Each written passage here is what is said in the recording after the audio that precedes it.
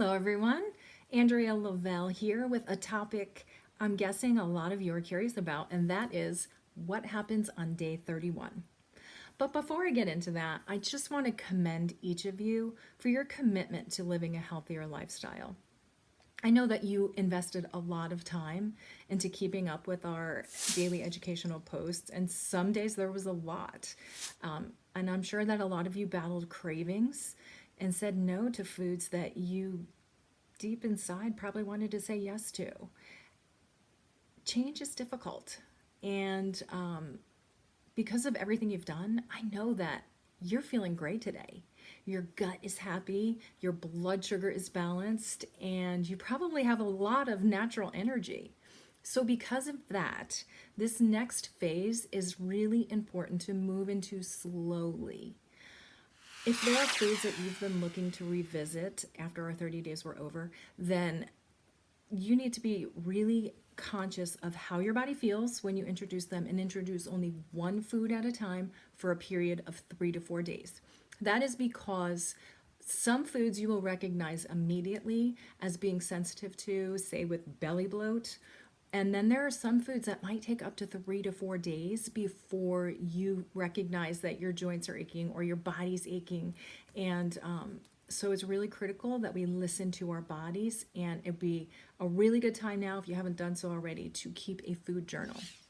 Second, I want you to know that there are really no inherently bad foods.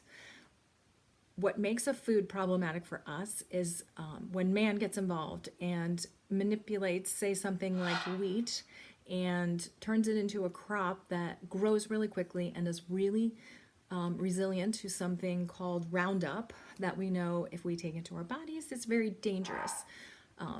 The second issue is how we use or overuse a food. And again, in the case of wheat, it's present in the modern day diet in everything that we put in our mouth.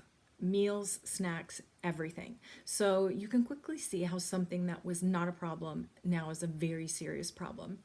And if you approach adding food to your diet in the same mentality, then you're not going to have any issues going forward all on your own to figure out what foods are right for you. Okay, one last point. If you are feeling great, there's absolutely no reason that you need to add back any of these foods. We eliminated them for a reason. Most of them don't serve us, period. And you've learned enough tasty alternatives that do serve you. So don't feel that you need to add any of these back. If you're feeling great, just keep on going with what you're doing. All right, first, let's start with beverages. How about coffee? If you are craving coffee, I would say start with this one. And that is because coffee does have some beneficial nutrition to it. But ditch for sure the inflammatory sweeteners and dairy, and give something called butter coffee or bulletproof coffee a try. These are where you would add in grass-fed butter or coconut oil into your coffee and you blend it up. It comes out like a latte. It's awesome. So give that a try and just see how your body feels. You may have lost your taste for it, and that's okay because you've got plenty of options that are equally as good, if not better. Okay, second, alcohol. Let's say we limit this to your splurge items. Organic red wine, dry whites, maybe champagne, and gluten-free distilled spirits. So that would be something like potato vodka. Keep the sweeteners out, maybe add something like seltzer, or you can add a little bit of your fizz stick, believe it or not, to a cocktail and still keep it pretty, it'll be low cal, low sweetener, and you probably will enjoy it. So again, moderation means really 2 to 3 drinks per week max. We know that alcohol blunts our nutritional intake, and it also creates hormone imbalances. Dairy is fun because there are so many alternatives to traditional conventional cow's milk dairy, which is loaded with antibiotics and hormones, and we don't want that in our body. So goat, sheep, buffalo mozzarella, there's goat milk kefir, or even coconut milk kefir, which would take the place of a yogurt if that's something that you enjoyed in your diet. Give those a try. Gluten, super important to add this last. Many people cannot tolerate gluten on any level. If you've got any autoimmune disease, don't even think about adding gluten back. But if you want to give it a try, again, pay close attention to how your body responds. Go with organic sprouted grains, and you may even be able to find an organic a bakery that deals with organic flours. These would be options, but on very limited basis. This is not something you're going to want to add back into your diet.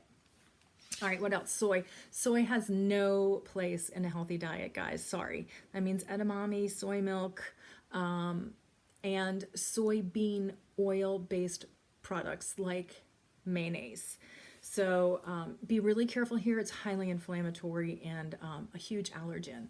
So soy is out unless it's fermented. Miso or soy sauce in the form of tamari can be options if soy does not impact you. And finally, let's talk about what that 80-20 rule means. We say that this isn't a maintenance phase, that if you are pretty much sticking to the plan, sticking to the program, you should 20% of the time be able to splurge on some of those items. But keep in mind, guys, that if you're eating out in restaurants, or you're not able to get organic produce as much as you are eating in this current period, that's going to account for some of that 20%. So keep an eye on that. 80-20 can quickly become 60-40 if you're not really diligent about what's going into your body. And if that happens, we'll see you back in another boot camp. We open up every first and third Monday of the month, and we would love to have you back. So these are just some tips and suggestions to get you guys going. I want you to know that you are fully empowered to go out there on your own and develop a lifestyle that's right for your body. And please inspire the people in your life to do the same. Thank you.